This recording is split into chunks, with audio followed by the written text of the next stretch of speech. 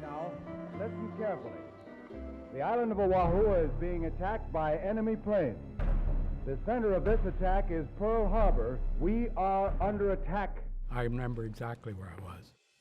My sister called me up and says, "Hey, don't come up here, there's some important news." I was 13 years old. I was in a skating rink in Charleston, West Virginia. Just surprised because we weren't expecting it. I knew we were going to have to go to war, no question about that, We interrupt this program to bring you a special news bulletin. The Japanese have attacked Pearl Harbor. Most of those killed on the Arizona remain on board the ship today, entombed within her barnacle-encrusted superstructure. They was buried with a shell. It's still down there. The Arizona wasn't the only one to suffer during Japan's surprise attack. The shock, pain, and suffering was spread out all around the island of Oahu that Sunday morning as the Japanese aerial assault began at 7:48 a.m. We have witnessed this morning the attack of Pearl Harbor and a severe bombing of Pearl Harbor by Army planes, undoubtedly Japanese.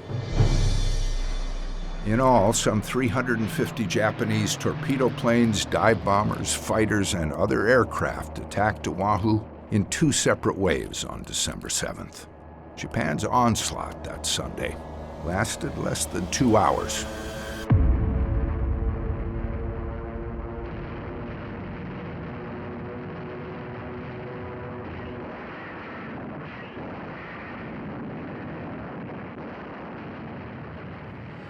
By the end of the violence, 2,400 Americans were dead. Almost half of those killed were on board the Arizona. There were 1,177 killed out of 1,522. 1,200 were wounded. Roughly 1,000 were missing. The attack on Pearl Harbor on December 7th was launched from a Japanese naval strike force of 31 ships, 6 of them aircraft carriers.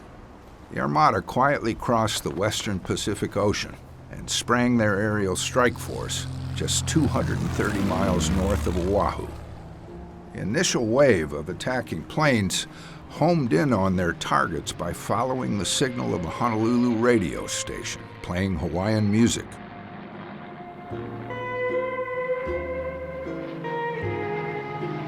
A well-marked Japanese chart laid out where the ships of the U.S. Pacific Fleet were supposed to be in Pearl Harbor on December 7, 1941.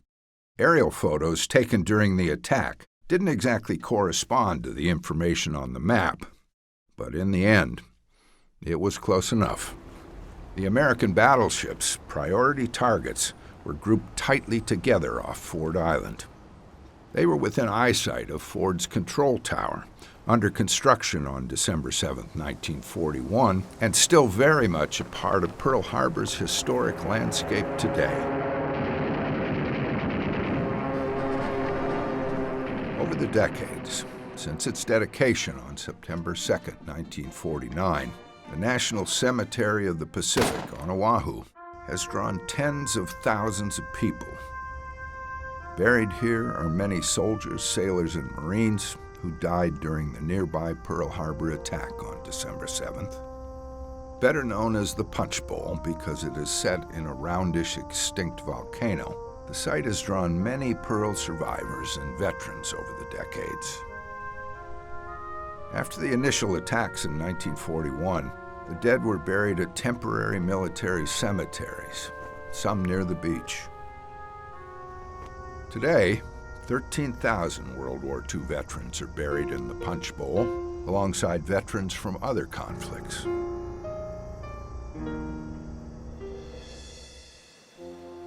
The sailors and Marines who once stood at attention together on the deck of this great battleship.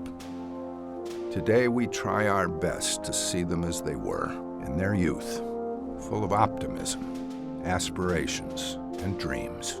Stories yet to be written. In the end, the loss of what could have been for so many is the true price that was paid on that Sunday morning on the Hawaiian island of Oahu and during the next 4 years of World War II. December 7th, 1941. Remember Pearl Harbor.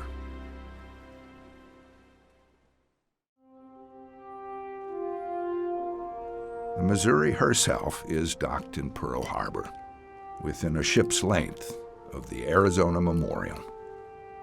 A tale of two great battleships, where it all began for America on December 7th in 1941, and on the ship where it formally ended 4 years later.